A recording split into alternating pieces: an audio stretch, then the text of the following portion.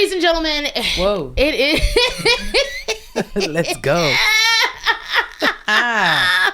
It is your pleasure to be with us and our pleasure to show you. This is our last episode of 2022 for Queens Boulevard, and we're very excited that you're here watching and listening.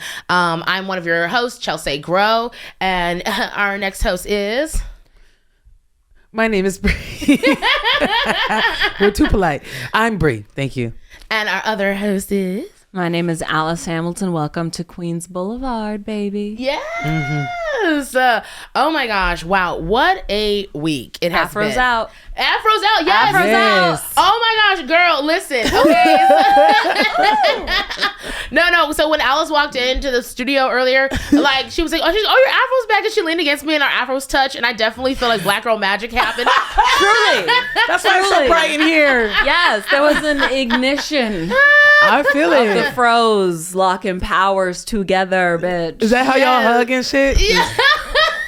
Friction. We did. We leaned into it. We did. Friction. Back to the nappy roots. I love it. Girl. Yes, No, Africa. I love just black women, our natural state. You know what I'm saying? I listen. I think black women are beautiful in general. We can wear our hair however, but Amen. It's just like, I don't know. When two black women are from, when they touch, I just feel like pow. You know what I'm saying? Like I feel like we just saved like Africa or whatever. Whoever needs saving, we save somebody. It's that Wakanda shit that get ignition the For second sure. our Afros touch. 100%. And when they walk in the room too, it's like all eyes on the natural beauty too. Like it's All like eyes on me. Yeah, 100%. And I know a couple episodes we had a little discussion about Jen, and the girls was kind of sleeping on Jen a little bit. The girls was shading the Juniper. But I was on your side. I was with you. But so I brought a little sample of an aviation cocktail, which is a gin cocktail that it features maraschino liqueur, creme de violet, and lemon and gin. So it is the gin drink for non-drinkers. So we will salute to that as our last episode of 2022. Cheers, my air niggas. cheers, because I can't reach. 2023, here we come, niggas. Are we shooting it? Or Well, I shot mine, but I know Alice likes to sip her shots, so we just sip it how I you really want. do sip my shots. I really do take my time with it. as you should. In Mexico, they call it kissing, and you just kiss it. Have a little sip. Okay, I be kissing my shot because my white mom is half Mexican, so there we go. Yeah. There we go. There you go. I be kissing my shots, and that's from her. Dale. Shout out. Yo, dale. That's what they say. Let's go. So, okay. I mean, well, I guess we could just recap our week real quick. I mean, guys, well, for those of you who did not make it to BRIMAS 2022, I mean, We barely made it.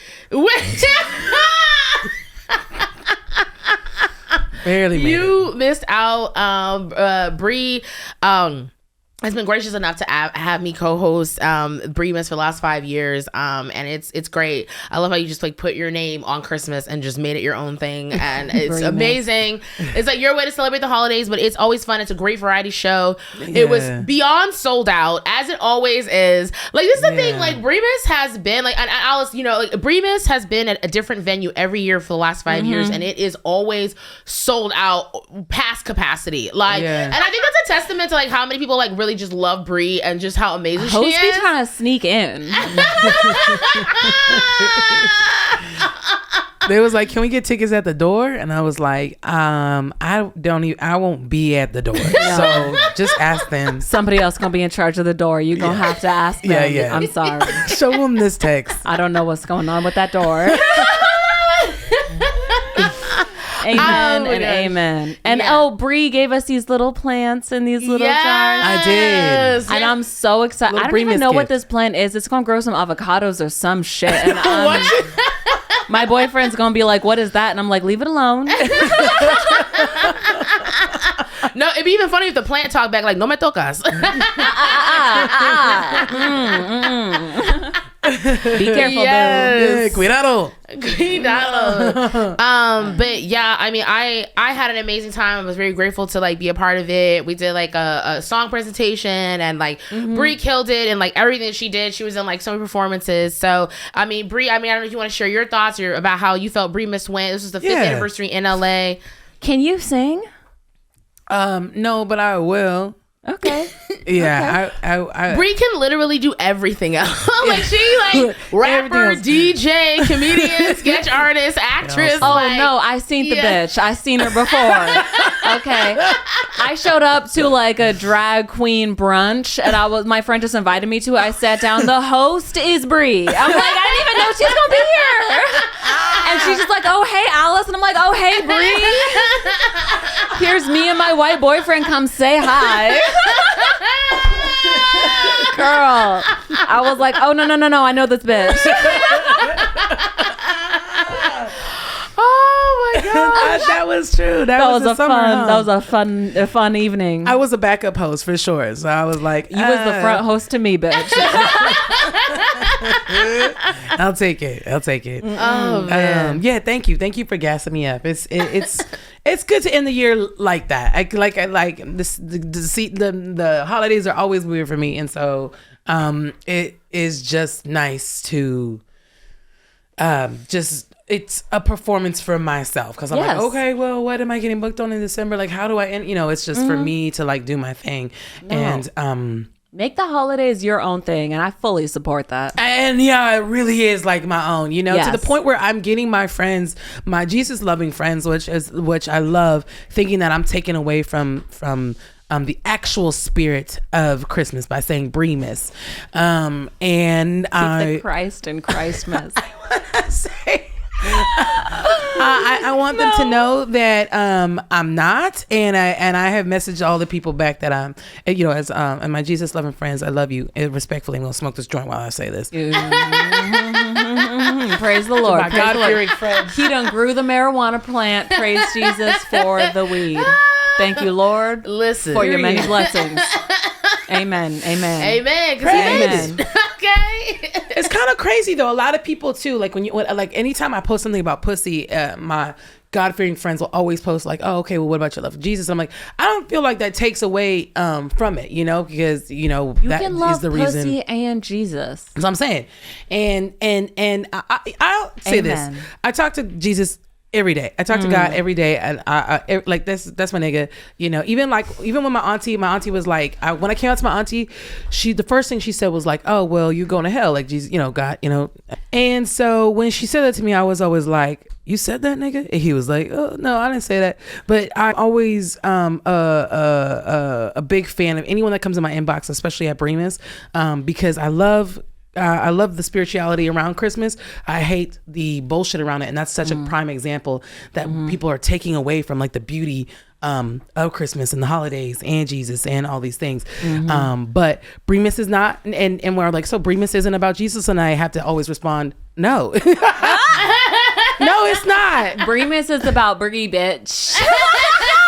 It's about me, and the nigga understands that. He's the one who gave me the idea to do it. So, Merry BRIMAS, and thank you for the support. Thank you for everyone who's listening to this podcast, because I really do feel like it's three black girls having fun and doing our podcast and talk about what we want to talk about. And I just want to say to the two of you specifically, like, whenever I be trying to shit talk on some stand-up comedian, these white people, they worship these comedians and they freak out and they're like, no, you can't say nothing bad about. And so it's just so refreshing for me to be able to say, I don't like the way that X, Y, and Z headliner is been acting.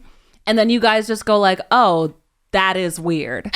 Like, really, it's so refreshing because there's so many so many comedians that are just like, I don't like, they're like, oh, you can't talk shit about Tom Segura because then he won't let you open for him. And it's like, bitch, I'd rather die. Yeah. Also, is he letting any black people open for him now anyway? Nope, he got some white boy openers. They are straight, they are white, they are doing it wrong. Exactly. Okay. That's what I'm saying. Like, I feel like people respect you more when you just like stick to your guns. Like, you know what I'm saying? Like, don't nobody respect a pick-me ass person. Okay. There's so many pick-me comedians. There's so many pick-me comedians that are like, oh, I'm just going to ignore the fact that Andrew Santino be cheating on his wife every time she fucking blinks. He's diving out the window to go meet up with a different hoe. And it's like, no. He's not even that funny. Right. But even if you are that funny, it's just like, look, I'm not going to unnecessarily like bring up some stuff, whatever, if I don't have to, but I will say though that if something strikes a chord with me and I feel like I want to speak on it, then I'm gonna speak on it. You know what I'm saying? Yes. And there's nothing wrong with it because because to me it's like if something hits me on my spirit about somebody, it's just like a few years back. This is like I was maybe 5 years into stand up, and I was at this is back when Nerd Melt was open. Rest in peace. Oh, what a great spot! I love Nerd Melt. I still use that the directions. Girl, Nerd Melt was the spot. Okay, and such a legendary spot. But I mean, I was hanging out waiting for a show to start in Nerd Melt, and I remember like I was talking to a bunch of working male comics. These were guys who were on the road and all that stuff, and it was just they popped in there to work on some stuff. I'm talking to one of the guys, and he told me, he was like, he said, I love my wife. He showed us a photo of her. They had a 7-year-old daughter together. And the wife was, snatched. Okay, Meg Thee Stallion, snatched waist, big titties, big booty, beautiful skin, long hair that was hers, snatched. Okay, these straight men don't appreciate their wives. They don't appreciate their girlfriends. They don't appreciate the female body when it's on top. Okay, they're always thinking about what else they could have, what different they could have. If they got the most A+ 100% perfect pair of small titties, they'd be thinking about what if I could get 100% pair of big titties. And it's like, appreciate what you got. Appreciate that you have a woman that loves you, that's willing to give you, slap your knob on the night. Okay, they're so entitled.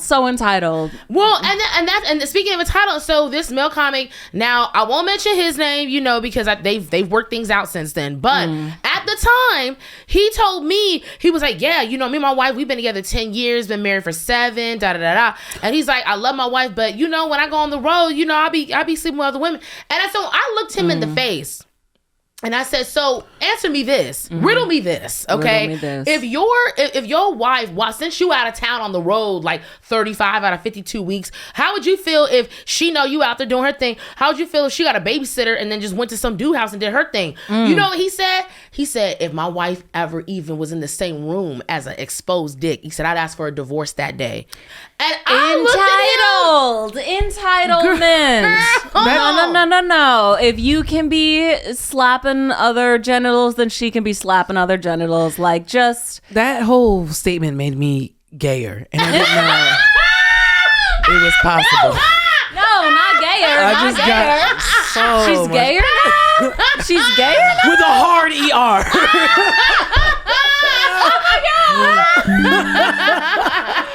Oh, please. Oh my God, girl!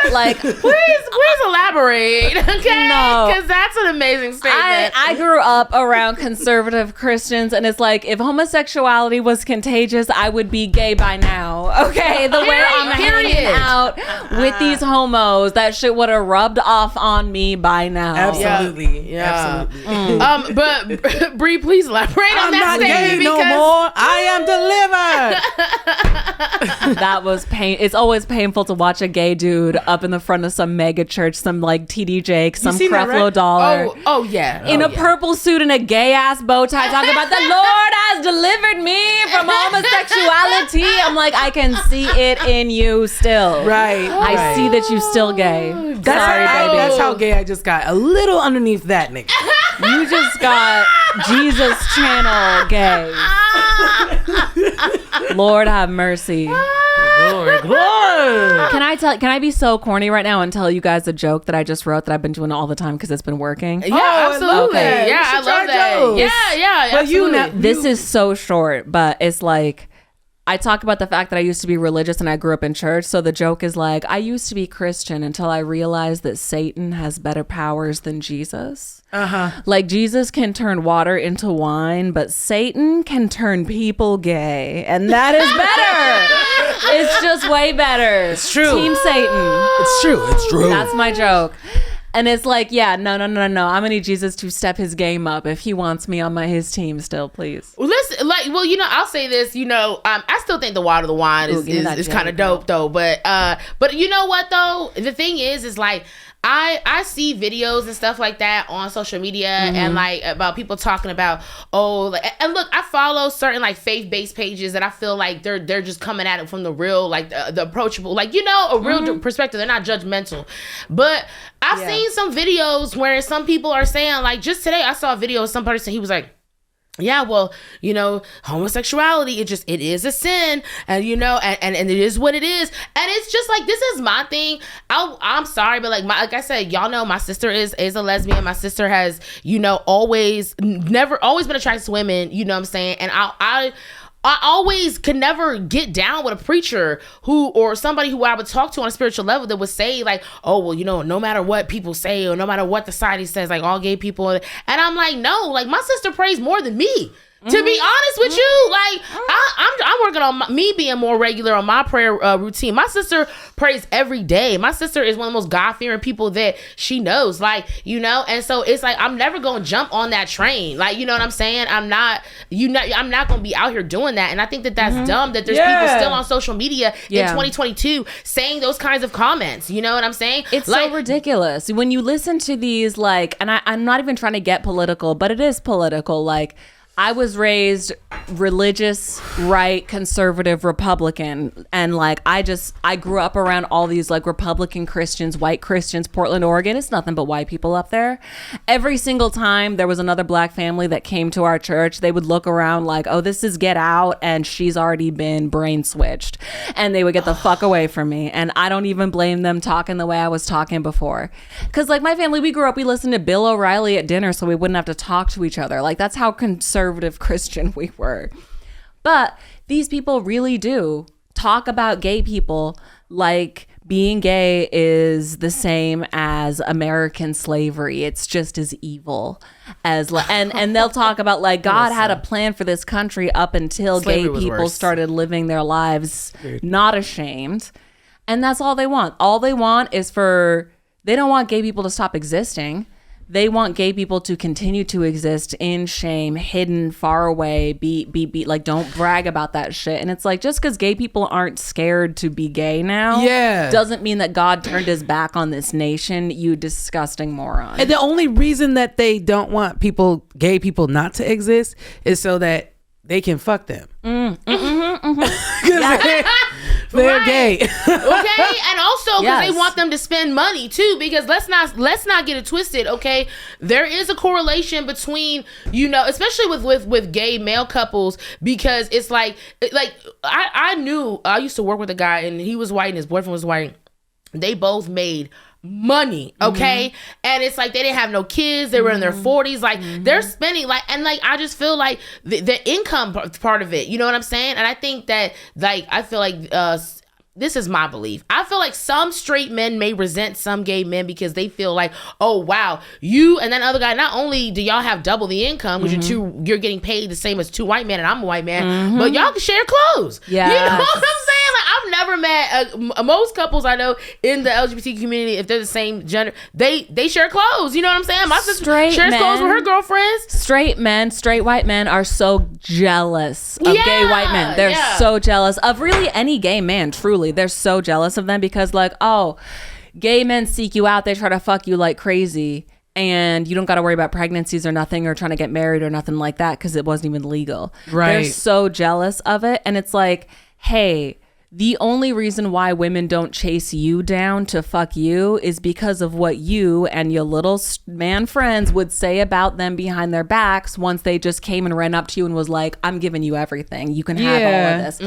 Then like straight men, they are such gossips. Any girl that does anything cannot keep their mouth shut. They cannot like don't kiss and tell. That was invented for straight white dudes. That's what it was for. The down low theory. Believe me, every single female comedian who has sucked, fucked, licked, whatever, any other man, all of the other straight dudes know about it because they're telling them, no. I fucked Chelsea. Here's what you got to do. It's such bullshit. There's such gossip. It's a very, very short list, by the way. I am like, I tried to say, I was like, oh my gosh, I'm so proud that I've never fucked a male comedian. And then one of my friends was like, I'm sorry, but your boyfriend might not technically be a comedian. Maybe he's technically a musician, but he was the guitar player in the Kill Tony band. So bitch, you fucked a comedian. And I was like, no, he's in a band. He's a musician. He's not a comic. Yeah, no, I mean, I feel you on that. But I think at the end of the day, it's just like, it's such a, it's so it's so disrespectful and condescending, because like, look, like being straight is the quote unquote societal accepted thing, right? Like that's what most middle America and all the states where there was slavery predominantly, like that's their mindset, right? And so it's just like, but if the norm was to be in the LGBTQ community, like what if we flipped it? This is how I always have these conversations with people. I'm like, if the norm of society was to be gay or be lesbian, whatever, if that was the norm, then and you were born and you were like, wait, but I like the opposite sex. You know what I'm saying? And then you had to have sex with the opposite sex in secret. And then if you came out, you had to come out and be like, well, I'm straight. Like if the roles were reversed, you would see how unfreaking fair that is, that someone has to even live like that. Oh, yeah. I remember how much it blew my mind like 10 years ago when one of my best friends, I just went to her wedding. We grew up together. We knew each other since elementary school. She was like, I told my little brothers, I don't care who you love. You don't have to ever come out to me as anything. If you love someone, bring that person home, regardless of their gender. I would love to meet them. Let's have dinner. Like, it doesn't matter to me. And that was the first time I was like, oh shit, coming out is a thing that shouldn't have to even exist. And it's like, there's still so many people that do have to come out to their communities.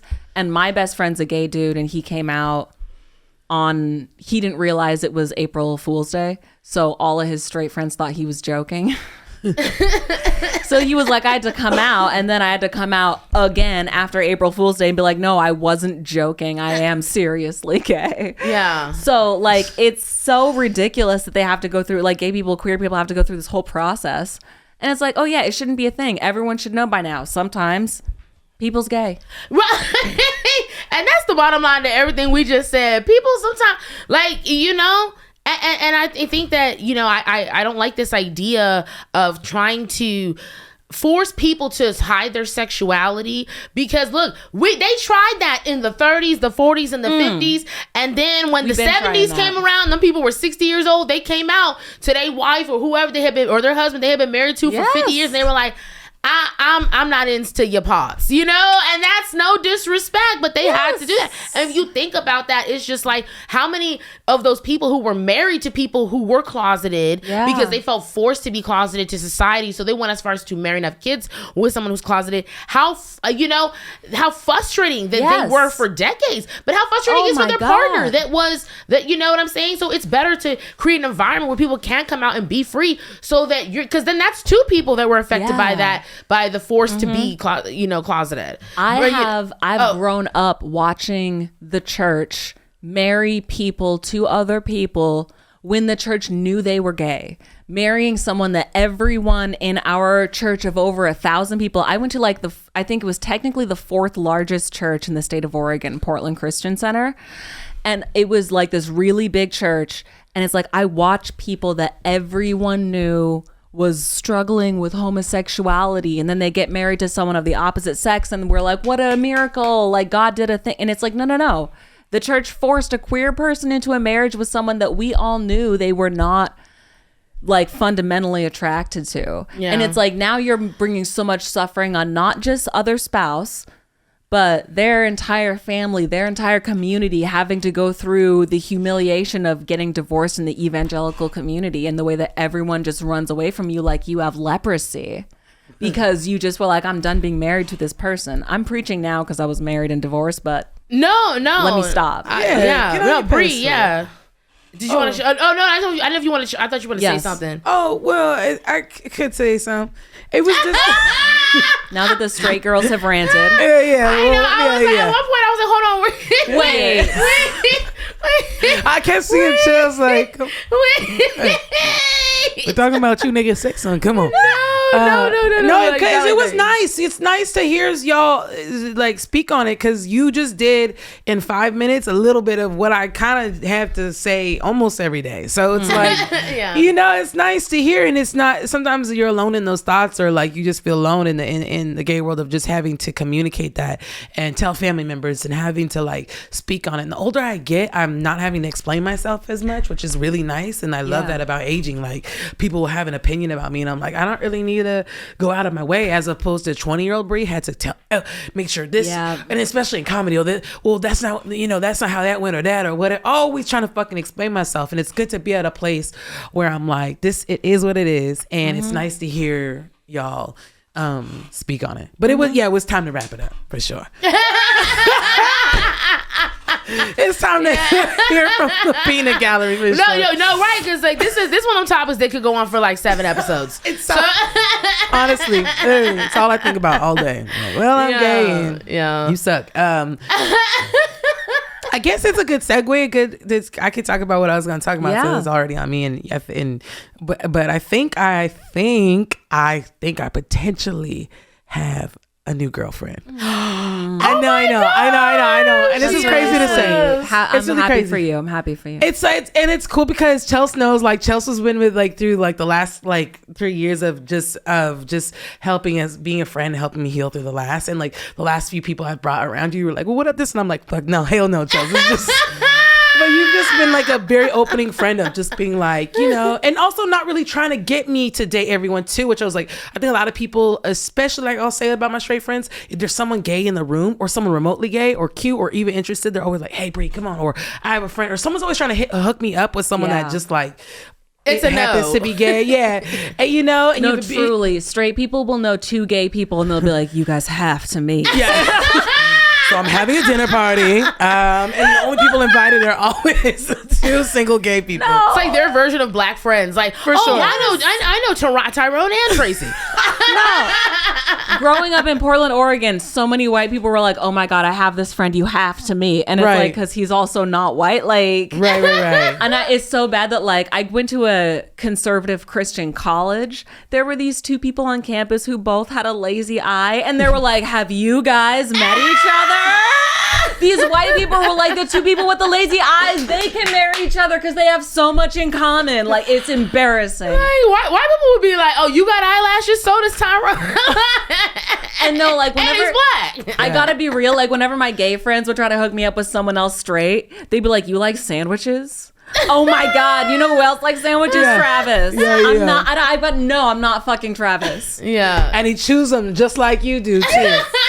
Like, are you blind? Something anyway, absurd. Babe, continue. And it's nice to say that. I haven't put the word on it. I'm non-monogamous, if you didn't know that. This is my first, the last 3 years I've been non-monogamous, and so monogamous with the last one. I'm like, I'll never not have a backup plan. And so the girlfriend thing is cool. I haven't like said this directly or like open. I'm the issue right now because I'm not like putting my walls down and like committing, and I'm in a good place about it and stuff. And there's a few other people in the picture, but like I have a person that I like really love. Yeah. And the other day she was telling me a story, and I was listening to the story, and I was like, oh fuck, I gotta listen. I gotta like listen to the story now. Shit. Girl. Damn, man. No, but that's a real struggle. Shit. That's a real struggle. And then she was like, you listen? I was like, huh? I was like, oh, fuck. I have a girlfriend. I have to listen to the stories. So I'm going to work on some things. You guys have any feedback or whatever, just let me know. But. Oh, my God. You really do. You really do. You know, y'all know I'm the OG single girl of the group. But I mean, I've dated some guys, but it never got past the flags. You know what I'm saying? It's just I don't know why. I don't know why. It's like, most of the women I know that are in relationships, not all, but most, they be like, yeah, he was just feeding me some bullshit, and I just said, I just ignored it, and then I'm somehow bamboozled my way to being his fiance, and I'll be like, girl, what? Okay, because the second you talking about, I'm like, where you live? You be like, oh, here and there. And I'm like, this is over. Oh my God. I just can't get past the red flags. But I mean, I'm saying for you, I am very, very happy for you because I've been interested to hear from you, Alex, as you've been in a relationship for, was it 4 years now? Yeah. I would just be interested, so cool. And the fact that what advice would you give to Bree on the complete other end? No, I'm seriously like, what advice would you give to Bree? Because I'm sure there was a moment before you and your boyfriend got together where maybe you might have had some doubts, or especially you. It's just like, I feel like if you and Bree are friends, like, friend to friend, it's like, what homegirl advice are you giving her if as far as like how, Bree says she's trying to open up. So what advice did you share? Mm-hmm. I feel like I just asked you 30 questions in 6 seconds. It's but a new segment. No. This is my favorite advice, and it's from my older sister, Victoria. I got an older sister, Victoria. Years ago on Facebook, she posted some status about her husband at the time, ex-husband now. Like it's like doesn't matter because it's for the best. But like she said, I don't know how many arguments I've avoided by choosing to just say something instead of yelling it.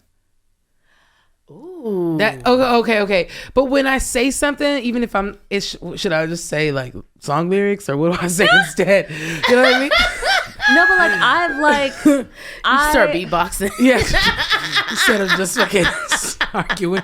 I'm an Aries, so I have to really be like, okay, how do I not argue? Yeah. Okay. I love this though. No, but here's the wacky thing though, is like I grew up with a mom. I like never heard her yell. She never raised her voice. Wow. But she was also extremely violent towards us. Mm-hmm. So before you were like about to get, the shit kicked out of you, she would just go, oh, you shouldn't have done that. Like it was really like that's a little mommy dearest. Truly, no though. wire hangers. And like I remember once we lived in a duplex and there was a family next to us. It was a black family and it was a single mother and like 2-3 boys, I think. And we could just hear them yelling at each other through the walls because it was a duplex. We lived right next to each other. And so my like white, but like half Mexican, half German, but white, black hair mom, we're just listening to them scream at each other through the walls. And she was like, would you rather live over there and get screamed at? Or would you rather live over here and get spankings? And we're like, we would rather live with you, mommy, because we're fucking kids. It's like, why are we going to pick these other strangers that we don't know? So I always grew up thinking that raising your voice at your kid was the worst thing you could do. Meanwhile, I'm going to Sunday school covered in bruises from this bitch. Right. Listening to my friends be like, during prayer circle, they're like, what do you want to pray about? And one of my friends is like, well, I just, my parents are fighting all the time. Can we pray that my parents stop fighting? And I'm like, Jordan, be strong, girl. Like, stick in there. For sure. Meanwhile, I'm living through this crazy shit. My mom just never raises her voice. But at the same time, I don't beat the shit out of anyone. Right.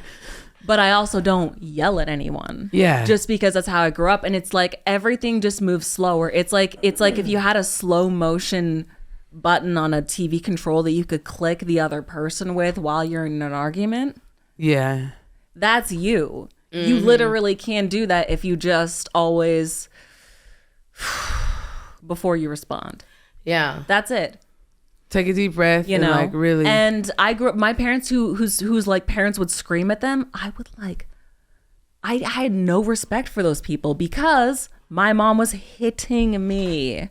So then I see these parents screaming at each other and I'm like laughing and rolling my eyes like they are so embarrassing right now. Wow. Right. I'm like, you're just acting a fool, but you're not going to do anything. You're not going to do anything to your daughter, And then also I'm a Christian, so I knew I could just talk my friends' parents into being like, I promise we're not going to drink any alcohol or invite over any boys at my house. And then they let their friends come over to my house. So many of my friends could still spend the night at my house when they were grounded. Right. They were grounded from everybody except for me. Yeah. So my advice for every single human being, for every single relationship is just, it's so hard to yell at someone who's speaking back to you calmly. So if you're the calm person, you're going to calm them down because like I watch so many of my friends just scream at their dads or whatever. And their dads just be like, okay. It's so much more. It's so effective. powerful. You hold all the cards. That's my advice. Be the calm one. Okay. It's a little sociopathic, but that's my advice to every human on this planet.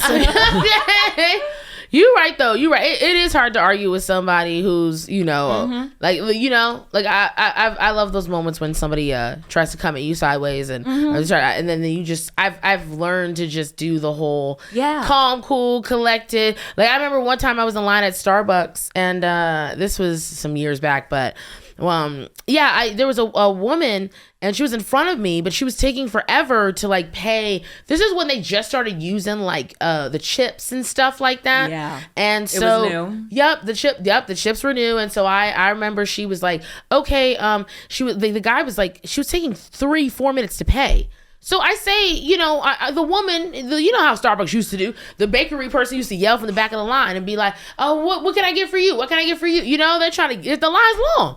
So this lady, she literally, the lady asked me what I wanted, and I was ordering like my bagels before I found out allergic to gluten. And Okay. And so I was like, I ordered my bagel, I ordered iced coffee, and the woman behind me, she's like, excuse me, maybe I could get this chip reader to work if somebody wasn't screaming in my ear, you know? And she like looked over her shoulder and looked at me and said that. And I was like, okay, ma'am, well, you know, you have a good day. And she literally turned around, crouched down, put her hands in the shape of Gollum, you know, when he was coming up on the ring. Yes. She was like, my, I watch Lord of the Rings every year, bitch. Yeah. Love those movies. Yeah, he's like, right? She was crouched down talking like she like in that my precious, you know, pose. My precious, she was doing all of that. All fours. She crouched down, looked at me, and she said, well, you have a nice day too. And her voice got deep and demonic, and I was just like, oh my gosh. Like, but I was just like, okay, ma'am, well, I hope your day gets better. Like, I did not raise my voice, and it was amazing because this was a white woman. In any other situation, like, I could have been looked at as the crazy one if I reacted to her like being like openly passive aggressive to me. But at the end of the day, because I stayed calm, everyone was looking at her and they're like, what's wrong with this man? Right. What's wrong with you? Right. So you do have a point, are Alice. good at that. Yeah. You both are very good at just being calm. And so thank you. That's the best, because when somebody flies off the handle, that like for me, I'm just like, oh, if I go into like Jedi mode, I win no matter what. That's but true. at the same time, if someone flies off the handle at me and then it turns out they're right and I'm wrong, if I'm also in Jedi mode, then when I have to go like, oh shit, that is me, I'm so sorry, I haven't embarrassed myself by screaming at them when I was actually showing my whole ass at the time, you know? It's less embarrassing. It's like life is just so much easier in slow motion. That's what I learned from growing up, is like, just don't be the first one to like come boiling over, fly off the handle, lose your temper. And it's like everyone has those moments. Right. Yeah. But I just really try to keep that shit in check. Well, I mean, that's my advice. Brie, have you ever had any like slow motion moments where you got someone together, slow motion fun, you know? Yes. When I got someone together, slow motion. So like in terms like I stopped the fight, or you know that Kevin Hart joke where he's like, you know that you fucked up as a man when you are yelling at your girl and then she goes, are you done?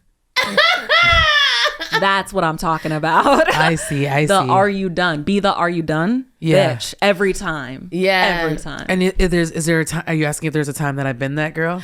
Or just if you want to share like you know any philosophies on like you know those kind of how you life, handle love, those, relationships. life, how do you love, handle yourself? How do you keep yourself in check? Well, I can never keep myself in check, so I can tell you a time where I've seen it, like, and any like those 2 times you've explained are perfect. And when you look back at those times, it's always that other person like reveals himself to them instantly. You don't got to do nothing, and it's great. It's very rare for me, but I'll never forget when that nigga, that white lady was yelling at him at the hotel, and he goes, "It's above me now, ma'am. It's above me now." And kept saying that, "It's above me now."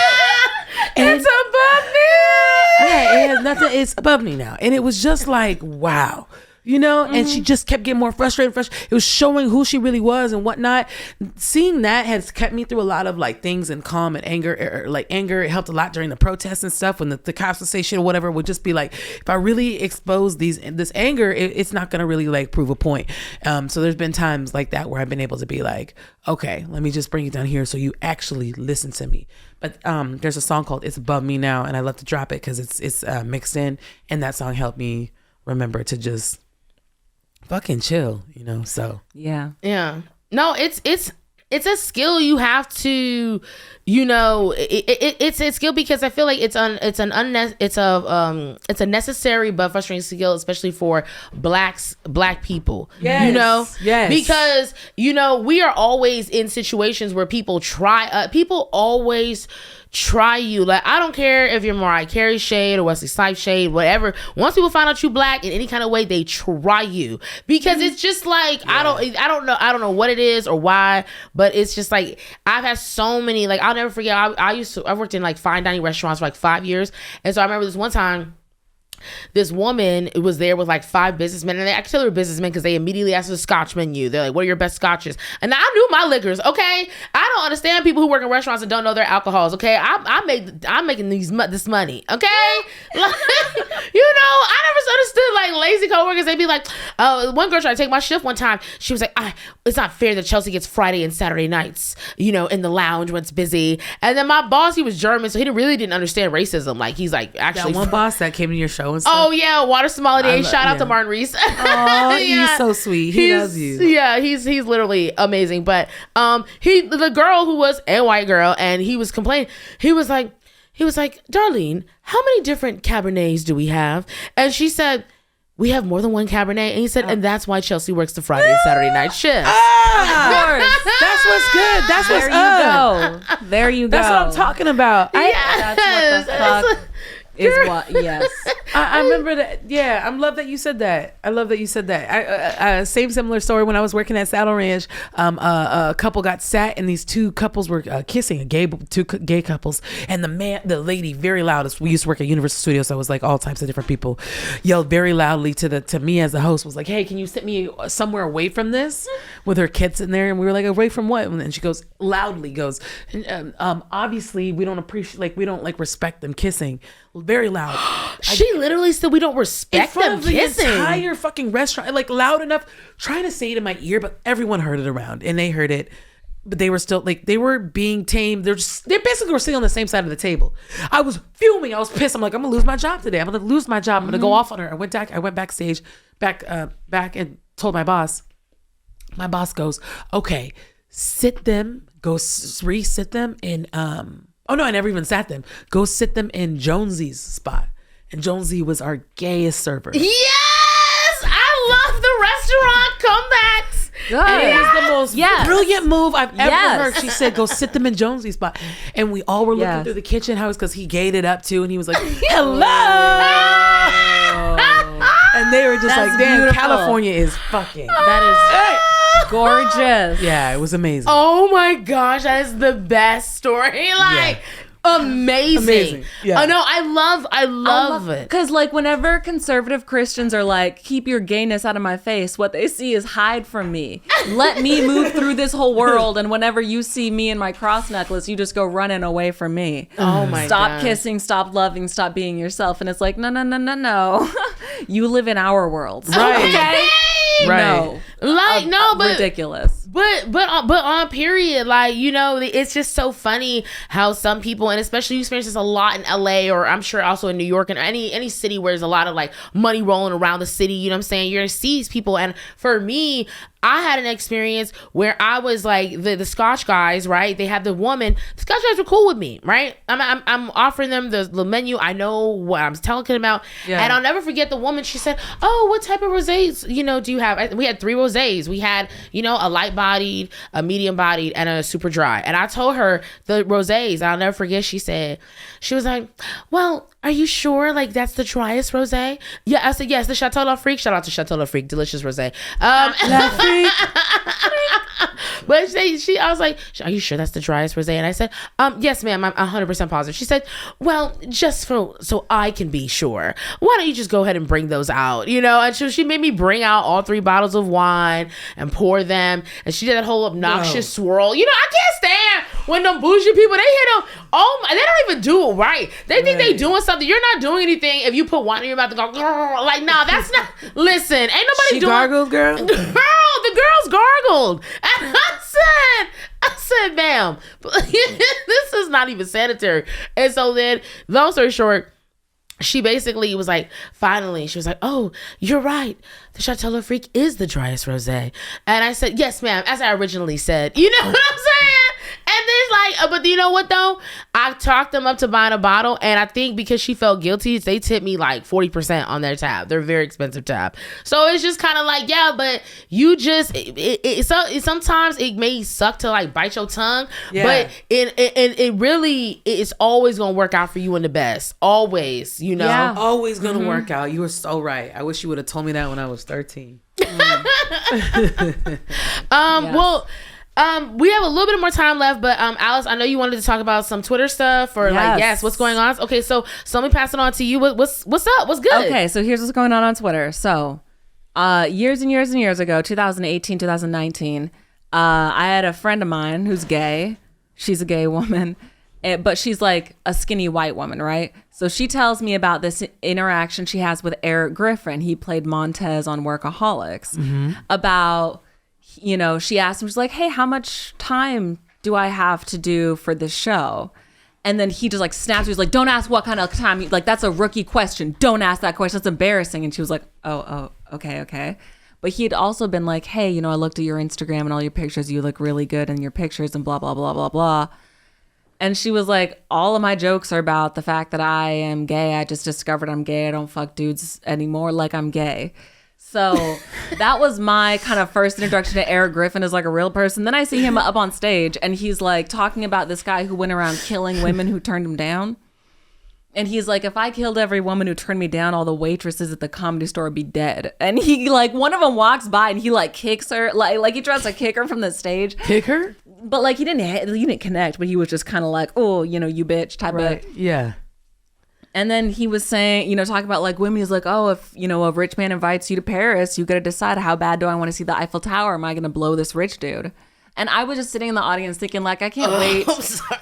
I was like, I can't wait for my like granddaughters to hear Eric Griffin's type of jokes like this that are funny now. But like, I can't wait for my granddaughters to roll their eyes at this shit. Yeah. You know what I mean? When he's still single and you have granddaughters. Is he a nigga? Is he black? I think he's 1/4, 1/2. He's light skinned, but it's black, whatever it is that he is. Yeah, I feel like I heard him say on stage he broke down his whole thing, but I forgot the breakdown. But he's definitely black because he, you know, it's all about that kitchen. He got a little kitchen, so you know he black. But I mean, he is black, but there is a breakdown to be had. You need to hear the backstory of his blackness. So I don't want to go after anybody that's not white.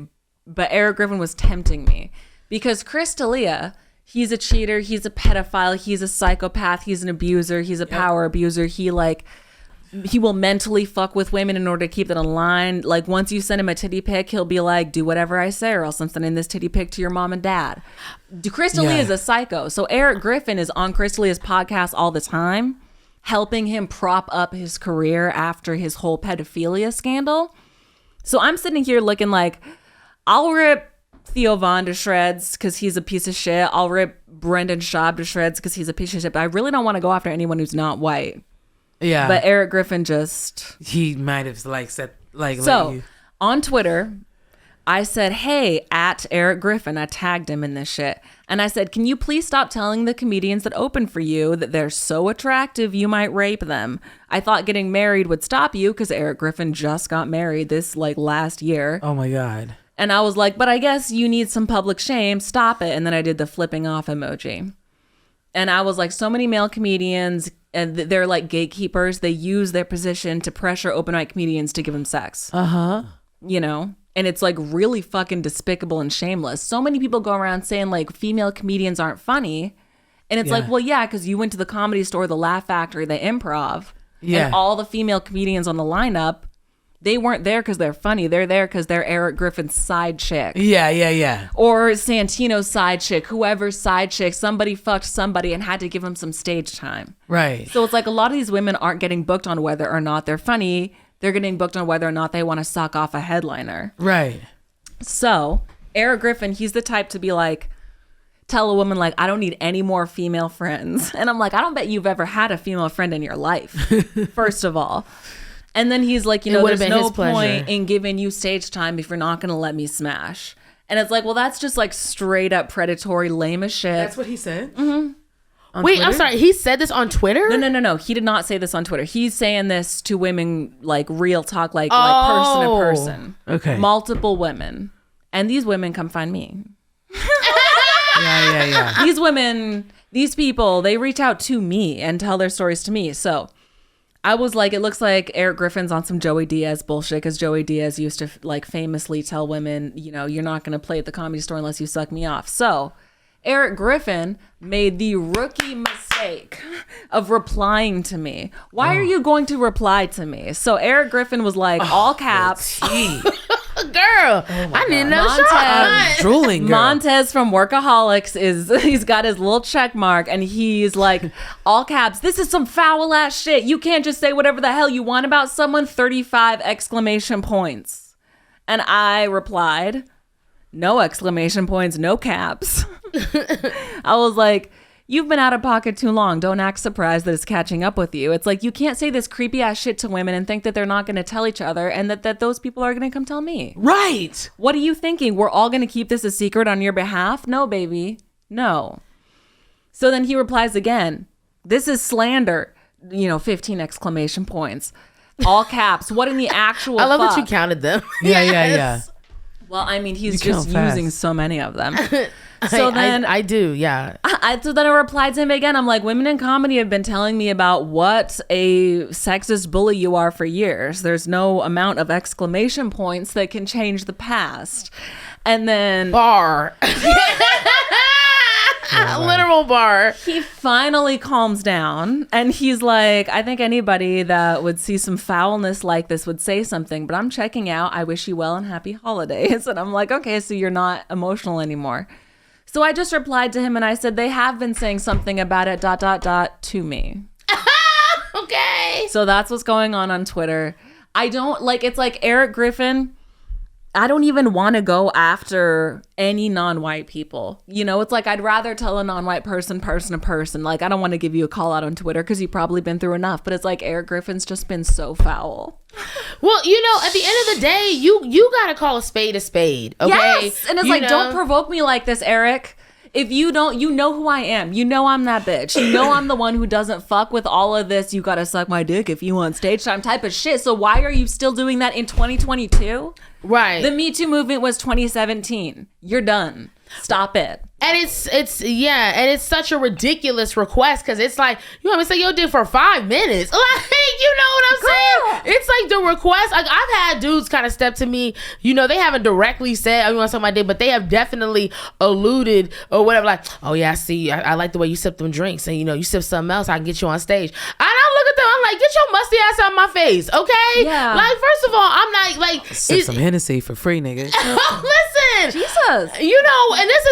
And I'm grateful that I have really close male friends in comedy. Shout out to some of them, like, Arthur Hamilton, Niles Abstin, Anya Malink, people like that. And it's like, these have been my friends for years. Yes. And my male friends who have never ever made so much as a pass at me will buy me free drinks all night, and have off just some homie GP stuff. Yeah. So why would I suck your dick for some stage? And my homies give me stage time. Like, Yes. you know what I mean? My male friends, my real male friends in comedy have called me last minute. Hey, Chelsea, you come here. You come and get the improv. Hey, Chelsea, come get the laugh at. Hey, Chelsea, come through, get on my show. You know what I'm saying? Like, I know we've all had experiences. We have had straight male friends that are in comedy that are really talented, and we've all had guys like that call us last minute because they look at us as talented comics. They look at us as equals. They don't sit there and try to like get me on my knees and submit, for some stage time. Right. For some stage time.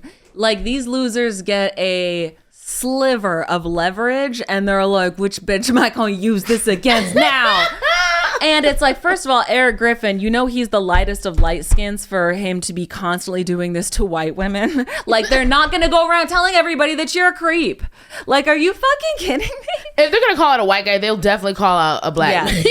I'm just saying, like, that's what it is. Dude, so many of these complaints that I've had have been from like different white women, and it's like, first of all, the first one was a woman I trust, so like the second one, it's like, by the time I've heard this shit 3, 4, 5, 6 times, It's like, okay. Wow. Then I get a woman, like, after I tweeted this shit, I get a phone call from a woman who I barely even talked to. And she's like, hey, Eric is mad at me because he said all this shit that you said that he said, but he did that to me last week.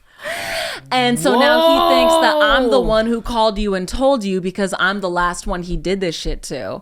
And I was like, that's a you problem. This doesn't have anything to do with you, so tell. And she was like, okay, bye. And I was like, bye. And she was like, there's no chance you're going to take it down. And I'm like, well, it's already been screenshotted all over the internet. If I take it down, it's still up. So. Look, you know what? And that's the fact that he. Sorry. No, you go ahead. The fact that he what? The fact that he texted or hit up the last girl he said it to, and it wasn't even the right timing of when you. So it just so it literally it's like one of the people just reaffirmed like, hey Alice, everything you've been on is correct. Yeah. Right. Thank you for bringing awareness of it. I was like, mad at this. Yeah, I was like, okay, so now I'm not even nervous because I'm like, for a second later that night, I'm like, what am I doing? Why am I causing a scene? Why am I getting into this? And then I was like, well, wait a second. If he can act like this, I can act like how I'm acting. You're raising so much awareness too about it. And I know that's not like necessarily your intention too. You're just, I literally want to comment on this, but it's like, thank you. And I appreciate you asking too earlier. You asked, hey, is it cool that I like to talk about some of these comics? I'm like, wow, yeah, we need to know, you know? It's like, I already feel it's hard going into these spaces like these and just like, we need to know. And the thing is like, nobody in like Netflix, Hulu, any of these higher ups are going to take me that seriously. They'll still give Eric Griffin a job. Yeah. Like I'm not fucking any shit up for him. Right. The only difference is now he's going to be a little bit more scared and he's going to start treating women with a little bit more respect because he knows that they might come back and tell me. Exactly. That's it. That's all that's been accomplished is now he's going to have a different attitude. Exactly. Yeah, and you know, and that's all it takes. You know what I'm saying? Like, if you doing that makes him tighten up and stop doing it, then you know, then that's a win is a win. You know, it's just a big win. There's some straight dudes you just gotta tell him, my dog, it is not 1996 anymore. You're done. You're done. It's done. It's no, but for real though, it is done and it's played out and it's just like, you know, the thing is like, there's so many, I know some women comedians who like they left comedy because they, you know, maybe they did, you know, do some sexual things or whatever, but they were really talented or whatever and they were young and you know, whatever. And they felt anybody could fall, you know what I'm saying, to like that kind of stuff. And it's like, but then they started, you know, the backlash and they started having people put in. So I know some women that were so funny that just left stand up because the shame that these guys put on them. And I'm just like, so yeah, and I really appreciate the fact that, you know, if like Glorilla says, if you're gonna do something, say something, stand on that, okay? Yes. Period. Stand on that. So I respect you, Alice. That's one reason I respect you for a lot of reasons, but especially because you stand on what you say. You know what I'm saying? You don't backpedal. Like, you know, people always want to pressure us to like mute ourselves and be quiet, and you know, it's crazy. And it's like at the end of the day, you know, you want me to mute myself, but I have so much to say. I have stuff to say that can heal you. You know, it's like I saw a quote on Instagram recently. It was like there was a podcast and a black woman was talking to another white woman, and they're both feminists, and they're talking about, and the black woman said it beautifully. She was like, there's no society that exists in the future where black women are liberated and every other woman is not liberated also. Yeah. You know? So this is why you have to empower black women and empower our voices and stand under our voices and what we have to say. Yeah. Because we have, if we are free to say what we have to say, if we're free to live how we want to live, no matter how, you know, then every other woman will be able to be liberated to do the same. You know, it's just like, it's black women. If anyone else gets those rights primarily, then black women we just get shortchanged. And that's why there should be a support for that. So yeah, stand on what you say. And at the end of the day, ain't none of these dudes, whatever, I don't know, put my opportunities or my blessings in nobody else's hands. The Most High gonna bless me with how he gonna bless me. And that's that, you know what I'm saying? And you know, at the end of the day, all you need is like, you know, whether you believe in God or whatever, you know, whatever your higher power is, that's what you need to turn to as for like your success and for your opportunities. You know, these people, they'll try to use you and twist you and remix you and try to whatever. And it's like, nah, for when you let all that go and you focus on you, everything that's gonna come to you is gonna come for you because you being authentically you. Period. Yeah. It's just so lame that like these male comedians who want to act like, oh, funny's funny no matter what, you know, when it comes to like rape jokes and jokes about handicapped and jokes about like marginalized people, they're like, well, if it's funny, I can say it. But then when female comedians say something funny about a straight dude, he's gonna get his feelings hurt, and he's only gonna try to help the careers of the girls who lick his balls. You know, like, it's like, what year do you think it is that you are still going to run all these major clubs like this? Like, not based off talent, just based off of big titties and deep throat. Like, please. What year do you think it is? What year is it? Please say that on stage immediately. Big titties and deep throat. Please, though. You know, and it's like all these dudes are saying women aren't funny, and it was like, well, yeah, that bitch isn't, because she's not funny. Right. But she didn't do the work to be funny. No, but she does anal. So I'm not going to be able to compete with that with my silly ass jokes. Right. So many dudes, they just get the vibe off of me that I'm not going to fuck them. I'm not going to suck them. I'm not even going to give you a little handy J. Yeah. You will get nothing from me. Yeah. Handy J. Yeah. And it's like, I have jokes. Do you want those? And they're like, no, I want the bitch who's gonna suck me off, and I can get a ridiculously unfunny white bitch to goggle these nuts. So I'll just give her the stage time and not you. And it's like, okay, run your shows that way, and then turn around and be like, women aren't funny. Yeah. Suck my dick. Right. Hey, amen. You don't care if they're funny or not. You don't care.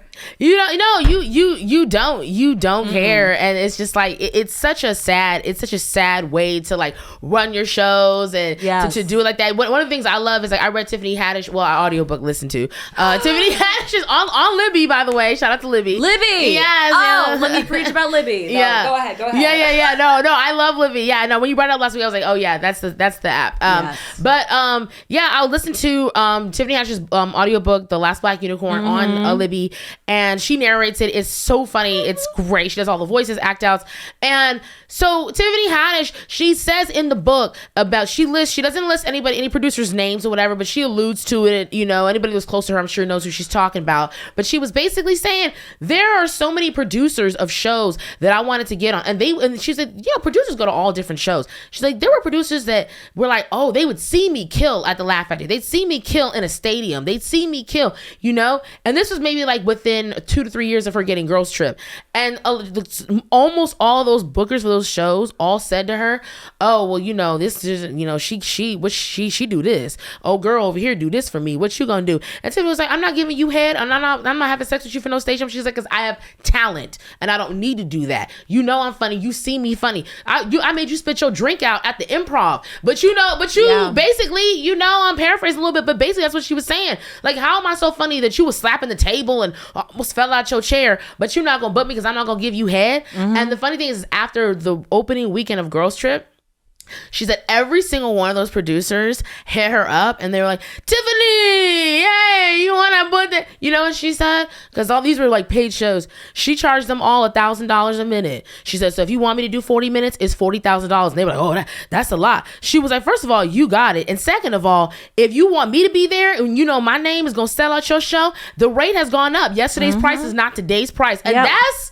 what that hit me in my spirit, because I was like, yeah, like, you know, I'm not out here, I'm not bopping for no stage time, no minutes. And so it's like, yeah, there's opportunities and stuff that maybe I could have gotten or haven't gotten, whatever, but I would rather get them on merit and off my talent, because then I can really ask for that real change, okay? Yes. No, it's like Lotto says, I ain't fucking for a feature. Oh my God. It's so ridiculous. And then it's like for these dudes to turn around and be like, well, I don't see how it's harder to be a female comedian. Well, I just think that men are just funnier than women. And it's like, well, yeah, because the funny women don't get booked unless they willing to fuck. And I'm not even trying to disrespect a single woman who doesn't care about like just fucking her way up and through. So if you got talent, you got talent. I'm not even trying to shade you if that's the route that you choose to take, because that's the route that you think it'd be fun to take. I can see how it'd be fun to try to just like fuck your way as high as you can go in comedy if you think the fucking is fun. But I'm just saying the attitude of the straight men who's like, if you don't want to take that route, there's no other door for you. Kill yourself. Kill yourself dead. Nobody needs you. And it's like, Eric Griffin, you don't need to be telling every single hot, skinny, young, early 20s female comic, white or skinny girls, like, you know, oh, I don't know if I'm gonna be able to control myself around you. I'm just thinking about all the shit I want to do to your body. And it's like, how you gonna be successful when you don't have self-control? These men And he just got married. It's like, some dudes get married and it's like, did you even try to not cheat? Or were you just like, whatever, I'll just marry this one and then just keep, worse. Every time she blinks, I will dive out the window to try to hit some other bitch behind her back. Like, fuck you. Right. If you're not even going to try to be single, if you're not even going to hide the side chicks, don't be surprised when I have some mean shit to tweet about you. I'm done. Yeah. All right. Drop the mic, okay? I'm not trying to be here all night preaching. So. Yes. No. You hit the nail on the head. What was your segment that you chose, Chels? There was Queen for a Day. There's Baby, What Is You Doing? For me, I guess I have a king for the day. Okay, yeah, I was gonna do like more like a Baby, What Is You Doing? Yeah, perfect, cool. Okay, yeah, okay, yeah. So what's up? What's good with you, Chels? What's good with me? I'm gonna put the mic camera on you so I can grab my phone. Okay. Talk amongst yourselves. You can keep the camera on me. I love that. Yes. Okay. So Chelsea, you have a baby. What is you doing? Yeah, I mean, I guess I call this a Baby, What You Doing, because this is about, a lot of babies. Okay. So my thing is this. I just happened to be scrolling on the gram today and I came across, it says rapper NBA young boy welcomes 10th baby with his second with his fiance or whatever. And then, and I just got curious, I just went a little deep dive. Yeah. And I was just like, okay, when I was like looking up other people who have a lot of kids, and of course Future came up. Future currently has 8 children. Nick Cannon, she's pregnant. Alyssa Scott is pregnant with his 12 now, which and rest in peace to their baby boy that passed away. But it is a blessing for them. But in that case, because I know she did lose the baby did pass away. But I guess my whole point is that I'm just seeing more and more of a trend of men, wealthy men, that are out here having double-digit children with multiple women.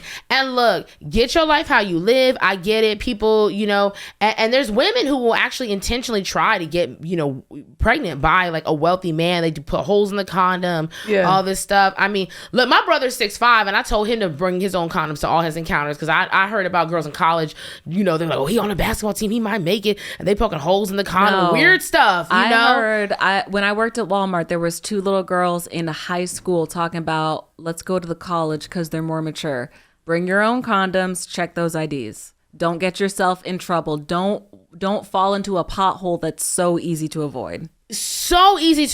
So yeah, I mean, but my whole thing is, it's just kind of like, baby, what is you doing? Like, what's wrong with condoms? Trojans have been around for so long. They have, like, I feel like, honestly, if I was Trojan, I'd be insulted by all these people that are like, oh, forget condoms, They got the rimmed, her pleasure, his pleasure, remix, tunnel vision. Like, they got all these different condoms for and us. People, for us. And it's just like, it's a simple way. And it's like, there's even, if you're allergic to latex, there's other options. There's just like so many options. So it's like, to me, for you to be a wealthy man and just assume, because you can afford, I'm sure these men are very wealthy, they can afford to pay for 12 children, but also it's just like, but do you want to?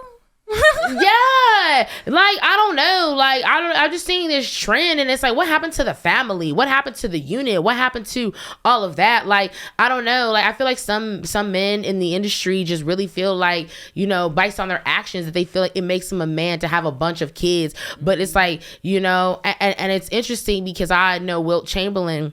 We know Wilt Chamberlain, the basketball player, he was known for having, I don't know how many women he had sex with, but it was like tens of thousands of women in his whole lifetime. And he was never married, none of that. And I remember in one of his final interviews, maybe a few months before he died, he said, the interview asked him, what would you have rather done? Do you think it's better to love many women, or have a wife, or have many?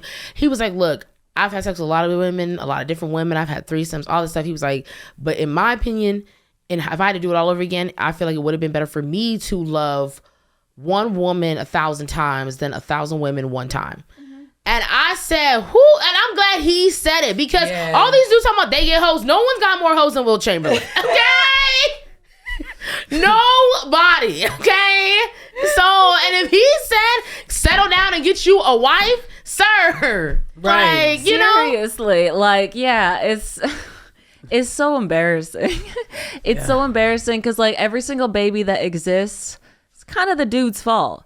If you really, really, really, really, really wanted to make sure that no hoes that you didn't want to have a baby with was having your baby, it's really easy for you to accomplish. It's really easy for you to cover those bases. Right. If a baby exists and it's your baby, it's your fault. You should not have done it like that. There's no grounds for any man to get mad at a woman for having his baby. Because some dudes will get like, oh, she's fucking pregnant. She did it on purpose. It's like, or you were stupid and you trusted some bitch you shouldn't have trusted. Right. Pull out. Ooh, why are you finishing? Right.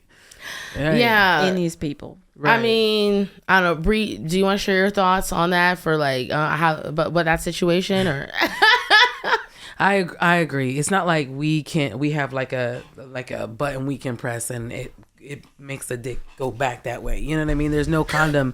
I wish, girl, let me invent that button, okay? Honestly, it would have saved a lot of time and a lot of hurt, I think. What's crazy though is sometimes these niggas have 3 kids at the same time. Yeah. And that's so insane. Like we literally have to, like, for 9 months I had to hold this thing that's yours while you get to have sex 2 other times and have babies and stuff like that. And it's like, it's fucked. Like, and it's not the same.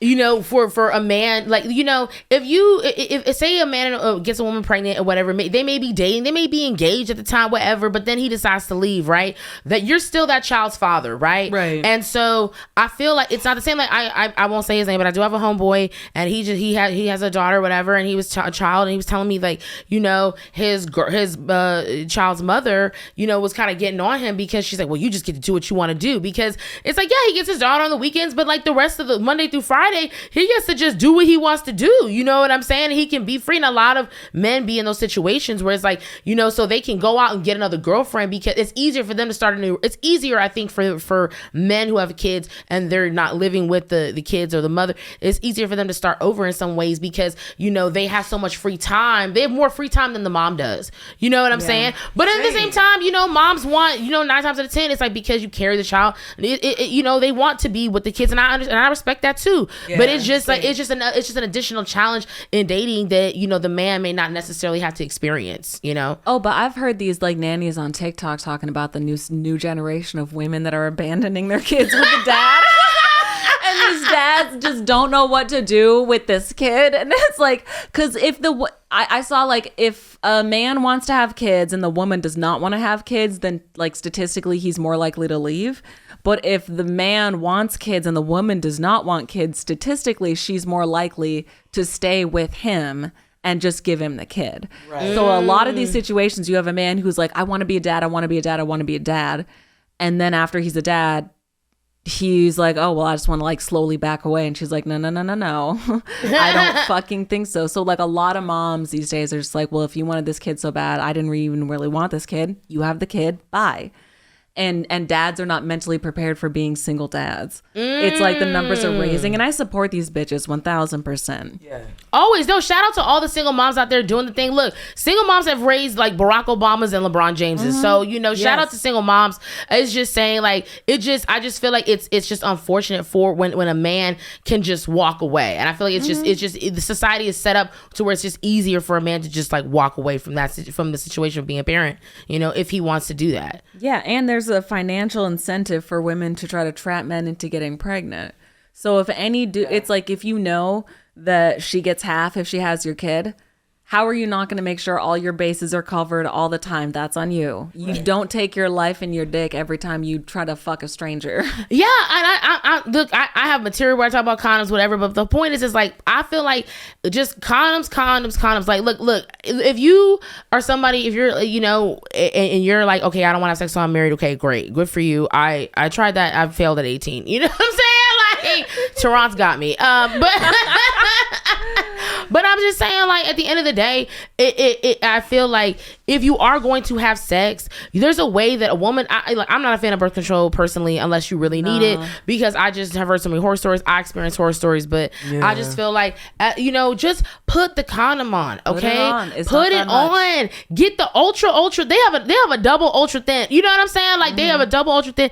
Wrap that on and just know, and make sure, and if it does break, just have some plan B's on deck. You know what I'm saying? Like, I feel like that's very gentlemanly for a guy to have plan B in the in the side table. If they want to spend their whole life complaining about child support payments, it's like the plan B is only $60. It is $60 one Plan time for your future, bitch.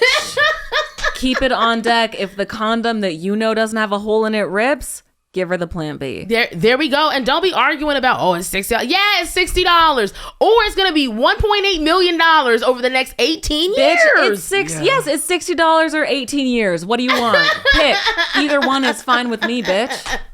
Period. Jesus. Oh my gosh. Oh. Okay. Well, yeah, I was going to say we could go all night, but ladies, let's wrap it up.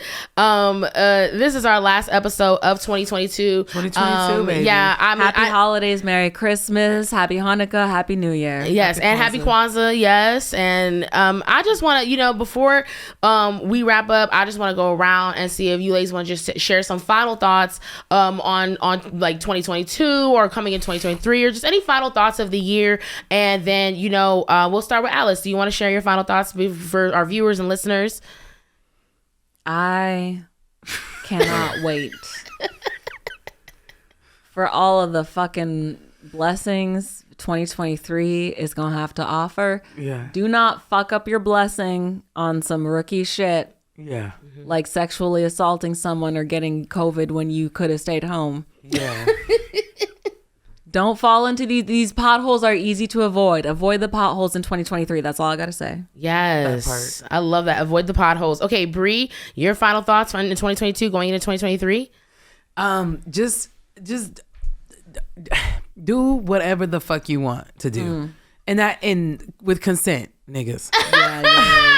I hate that I had to stop that to say it. Do whatever the fuck you want to do and just do it. You know what I mean?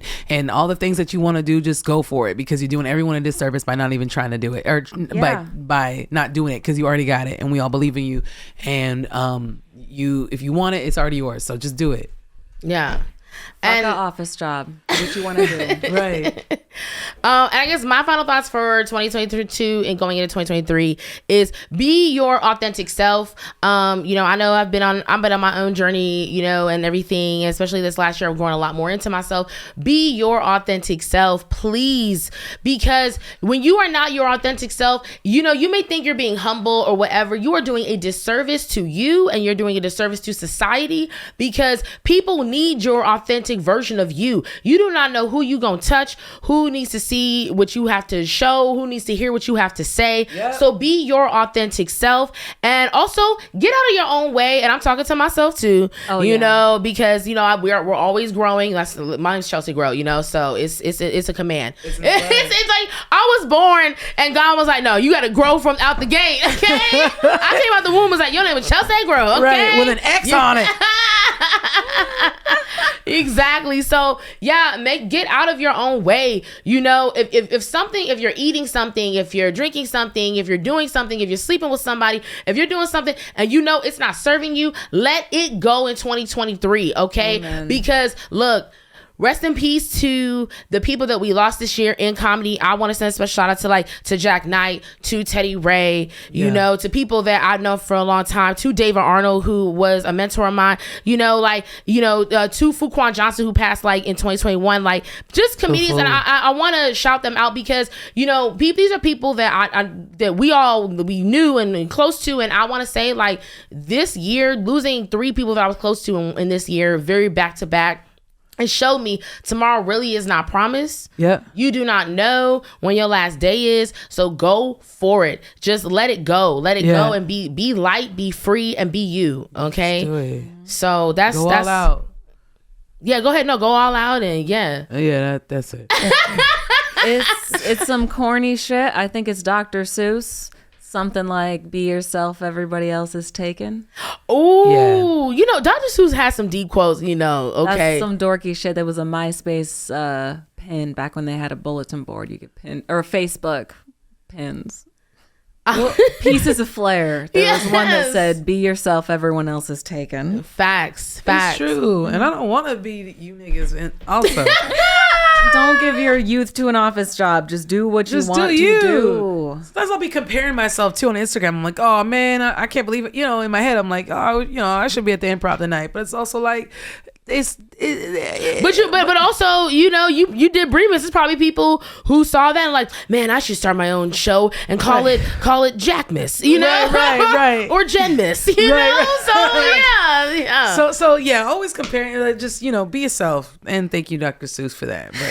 And thank you all for believing in this podcast and us. And I'm excited to see what we do. I feel like we should do some live shows next year or something. Oh, y'all, stay tuned because the live shows are coming in 2023, guaranteed for the Queens Boulevard podcast. So y'all stay tuned. And I just want to thank all of our viewers. I mean, we have gotten so many, so much support, so many comments, on our Instagram posts, most of them positive, some of them shady, but that's to be expected.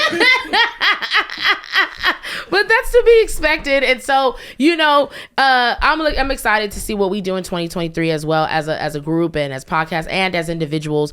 So, y'all stay tuned. Please like and subscribe our YouTube channel. If you are not already following us, please follow us at the Queens Boulevard podcast on Instagram. And, that's it. And I'm Chelsea Grow. And one last time, you are. I'm Bree. Thank you. Happy New Year. Happy New Alice Queer. Hamilton. Happy New Year, bitch.